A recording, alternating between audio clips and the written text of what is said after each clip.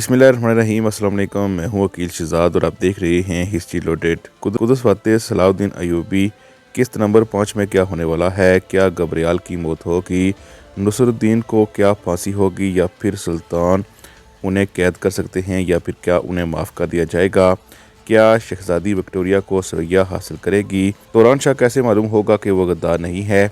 आज के हमारे मौज़ूआत यही रहेंगे, लेकिन वीडियो शुरू करने से पहले आपसे गुजारिश है कि अगर आपने हिस्ट्री लोडेड को सब्सक्राइब नहीं किया तो ज़रूर सब्सक्राइब कर लें। किस्त नंबर 4 एक बेहतरीन किस्त थी, जो कि सस्पेंस से एक भरपूर किस्त थी, लेकिन बहुत से लोगों का इसने ब्लड प्रेशर हाई ही रखा क्योंकि तख्त की जंग जारी थी। और किस्त के आखिर में जो कुछ हुआ आपने देख ही लिया कि सुल्तान एक बार फिर अपने पाँव पर खड़े हो चुके हैं। लेकिन सवाल ये पैदा होता है कि क्या नसरुद्दीन को गद्दार सुल्तान ने कहा है? क्या उन्हें फांसी होगी? इस पर बात करने से पहले बात करते हैं गबरियाल पर। जैसा कि आप जानते हैं कि गबरियाल एक ऊंची चट्टान से गिरकर खाई में गिरा है। और क्या गबरियाल की मौत होगी? तो इस हवाले से हमें लगता है कि गबरियाल की मौत तो अभी नहीं होगी, लेकिन वो चूँकि शदीद ज़ख्मी होगा, इसीलिए सलाउद्दीन के साथ अभी कोई मुकाबला नहीं कर पाएगा।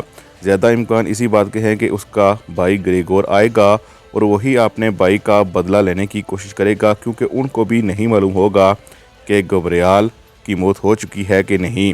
लेकिन ज़्यादा इम्कान इसी बात के हैं कि गबरियाल खाई में जब गिरेगा तो अगली किस्त में हो सकता है कि ज़ख्मी हालत में हम उसे देखें, लेकिन ना ही शहनशाह उसे ढूंढ पाएंगे, और अगर उसका भाई ग्रेगोर आता है तो वो भी ढूंढ नहीं पाएगा।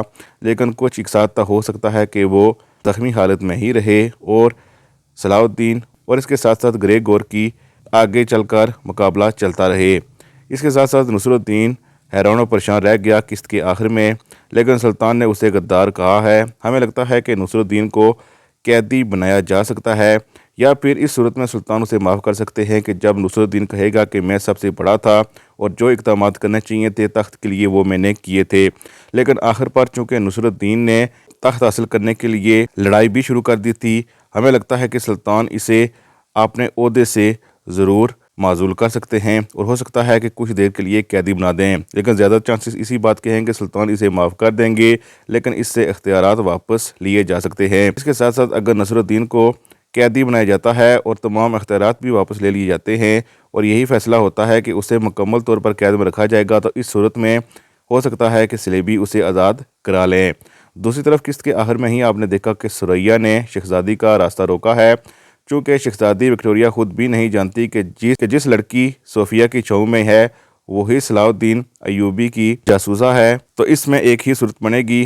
हमें लगता है कि वो गुलाम जो इस काफिले में मौजूद है वही सरैया को बता देगा कि शहजादी विक्टोरिया यहाँ है, और यहाँ पर सरैया हमला करके हमें लगता है कि विक्टोरिया को हासिल कर सकती है। और इसके साथ साथ तूरान शाह की अगर बात करते चलें तो तूरान शाह उसी सूरत में मासूम जाहिर हो सकता है कि अगर विक्टोरिया और उस्ताद उसके हवाले से बताएं कि उनको भगाने वाला वो नहीं था।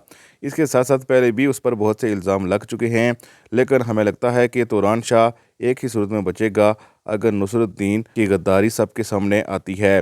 तब तक हमें लगता है कि तूरान शाह इधर उधर भटकता ही रहेगा, कभी उसे कैद कर लिया जाएगा और कभी भागता रहेगा।